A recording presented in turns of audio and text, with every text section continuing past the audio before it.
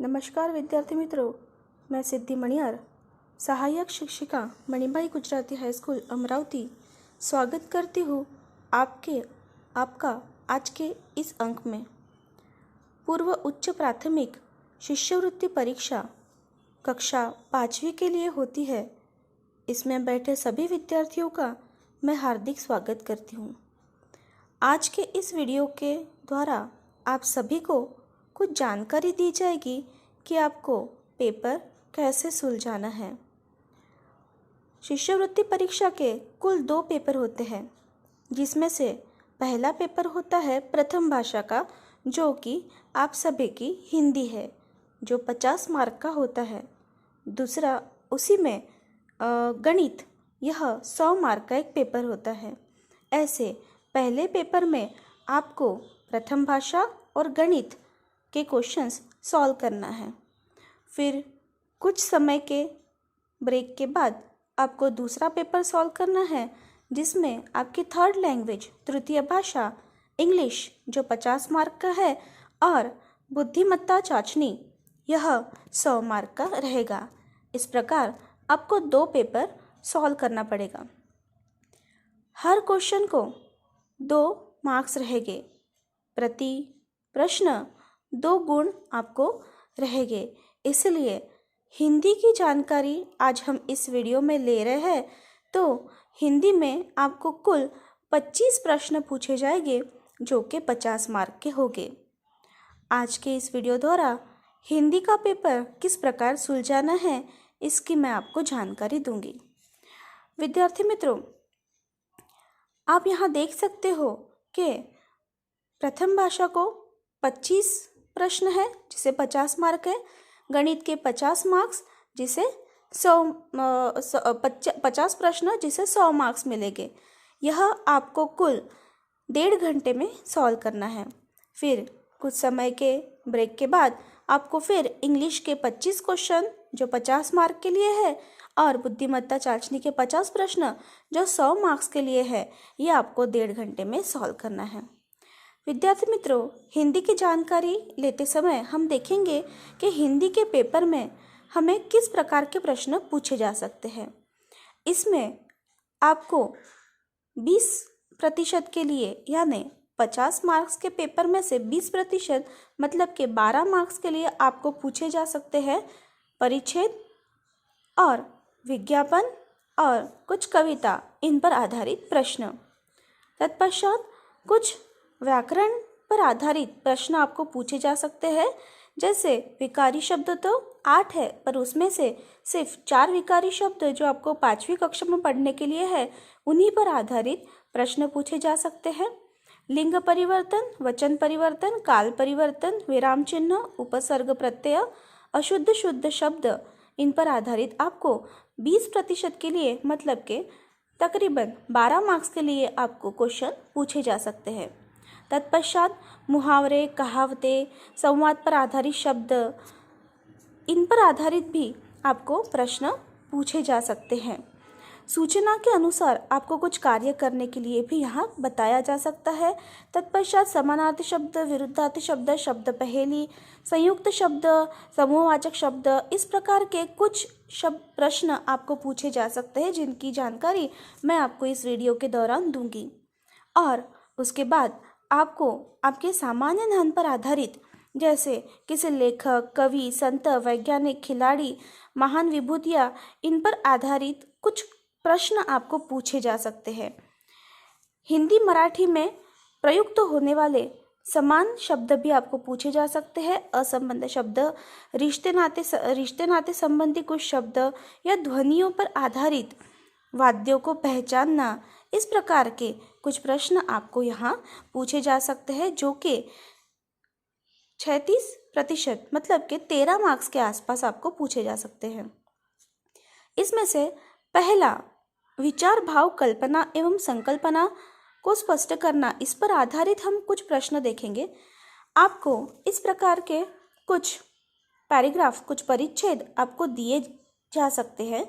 उस परिच्छेद पर आधारित आपको प्रश्नों के जवाब उस परिच्छेद में से ही ढूंढना है, और दिए गए विकल्पों में से जो सही विकल्प है उसे आपको चुनना है। विद्यार्थी मित्रों, ध्यान रखना कि आपको यहाँ पर किसी भी प्रकार की पेंसिल का या इंक पेन का इस्तेमाल नहीं करना है। आपको सिर्फ बॉल पेन का इस्तेमाल करना है और आपको कहीं भी अपने आंसर्स लिखना नहीं है, अपने जवाब लिखना नहीं है। जो क्वेश्चन पूछे गए हैं उन पर आधारित आपको आपको विकल्प दिए जाएंगे।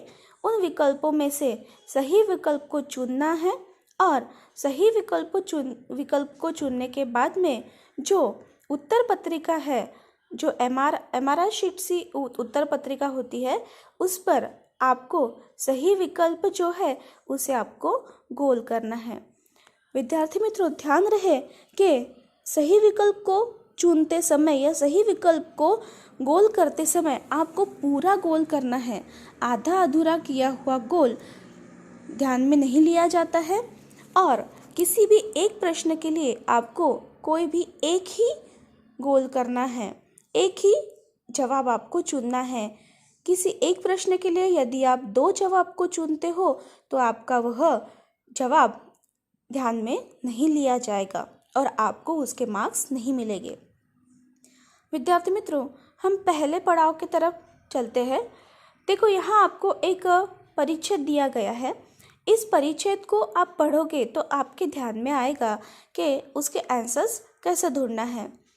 अभी एक शॉर्ट ट्रिक्स अगर आपको बताऊँ तो परिच्छेद पूरा पढ़ने से पहले सबसे पहले आप अगर क्वेश्चंस पढ़ लेते हो तो कौन से क्वेश्चंस का कौन सा आंसर है यह आपको पता चल जाएगा। इसीलिए सबसे पहले आप प्रश्न पढ़ो। जैसे यहाँ बताया गया है, इस परिच्छेद पर आधारित कुछ प्रश्न। लेखक के पिताजी रिक्त स्थान थे, मुनीम थे, दीवान थे, दरोगा थे कि सुनार थे। आपको यह परिच्छेद पढ़कर इसका जवाब ढूंढना है। जैसे कि दूसरी ही पंक्ति में हमें दिखाई दे रहा है कि वे पोरबंदर के दीवान थे, मतलब लेखक के पिताजी दीवान थे। हमें दिए गए विकल्पों में से कौन सा विकल्प सही है? बिल्कुल सही, 2 नंबर का विकल्प सही है। हमें 2 नंबर के विकल्प वाला आंसर सही बताना है, इसीलिए 2 नंबर जहाँ लिखा है उसे हमें पूरा डार्क कर देना है। तत्पश्चात दूसरा प्रश्न, लेखक की माता का नाम रिक्त स्थान था, दुर्गाबाई, इंदिराबाई, रानीबाई या पुतलीबाई।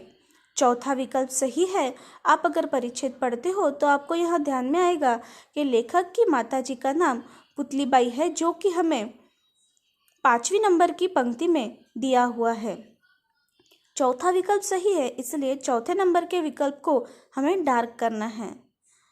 तीसरा प्रश्न दिया गया है, लेखक का जन्म रिक्त स्थान को हुआ था 2 अक्टूबर 1869, 2 अक्टूबर 1925, 2 अक्टूबर 1870, 2 अक्टूबर 1926। इसमें से पहला जवाब सही है, जो कि हमें आखिरी से तीसरी पंक्ति में बताया गया है। यहाँ हमें सन पूछा गया है, इसलिए हमें सन लिखना है 2 अक्टूबर 1869। विद्यार्थी मित्रों, जिस प्रकार इस परिच्छेद पर आधारित हमने प्रश्नों के जवाब ढूंढे, उसी प्रकार हमें कोई कविता भी यहाँ पूछी जा सकती है और कविता पर आधारित प्रश्न भी हमें सॉल्व करने के लिए दिए जा सकते हैं। जैसे कि यहाँ एक कविता हमें दिखाई दे रही है जो कि पेड़ों के बारे में, पेड़ों की जानकारी देती हुई कविता है। तो इस कविता पर आधारित कुछ प्रश्न जैसे हमें पूछे जा सकते हैं कि पिता का स्थान किस पेड़ को दिया गया है, तो जवाब है पीपल। माता का स्थान दिया जाता है और ऑप्शन आपको कुछ अलग दिए जाएंगे, उसमें से आपको तुलसी यह चुनना है। और जिस प्रकार मैंने पहले परिच्छेद पर आधारित प्रश्नों के जवाब कैसे लिखना है वह बताया था, उसी प्रकार कविता पर आधारित प्रश्न भी आपको ढूंढना है और उनके जवाब आपको लिखना है। आपने जो किताब खरीदी है उसमें इस प्रकार के कई कविताएं और उनके जवाब कैसे ढूंढना है यह बताया गया है। तत्पश्चात आपको प्रश्न पूछा जा सकता है विज्ञापन पर आधारित। यहाँ कुछ विज्ञापन मैंने आपको बताए हैं। इन विज्ञापनों पर आधारित जिस प्रकार परिच्छेद पर आधारित प्रश्न पूछे गए थे, वैसे ही इन विज्ञापनों पर आधारित भी प्रश्न आपको पूछे जा सकते हैं। जैसे यहाँ हम ले रहे हैं लवली पेंसिल्स का यह एक विज्ञापन हमें दिखाई दे रहा है। आपको प्रश्न पूछा जा सकता है, पैकेट के साथ क्या फ्री है या पैकेट के साथ रिक्त स्थान फ्री है। आपको ऑप्शन दिया जाता है colour pencil, drawing book, rubber एवं इरेजर या इनमें से कोई नहीं। तीसरे नंबर का ऑप्शन सही है, इसलिए आप तीसरे नंबर के ऑप्शन को गोल करोगे। दूसरा प्रश्न, हर प्रश्न 2 मार्क्स का है। इस प्रकार एक विज्ञापन पर आपको 6 मार्क्स के मतलब के 3 प्रश्न पूछे जा सकते हैं। तीसरा, यहाँ पर दूसरा प्रश्न, यह पेंसिल